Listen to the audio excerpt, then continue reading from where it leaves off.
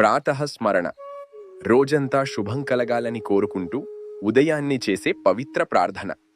మన సంస్కృతిలో ప్రాముఖ్యత కలిగిన 2 శ్లోకాల గురించి తెలుసుకుందాం. కరాగ్రే వసతే లక్ష్మీః, కరమధ్యే సరస్వతి, కరమూలే స్థితా గౌరీ, ప్రభాతే కరదర్శనం.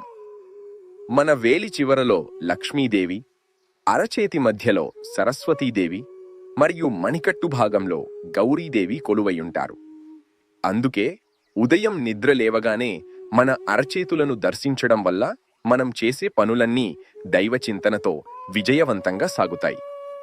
సముద్రవసనే దేవి పర్వత స్తనమండలే, విష్ణుపత్ని నమస్తుభ్యం, పాదస్పర్శం క్షమస్వమే.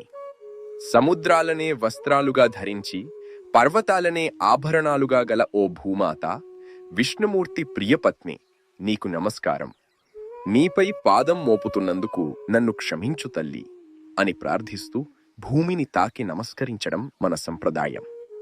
ఈ ప్రాతః ప్రార్థనలు మనలో సాత్విక భావాలను పెంచి రోజంతా ఉత్తేజాన్నిస్తాయి. అందరికీ శుభోదయం.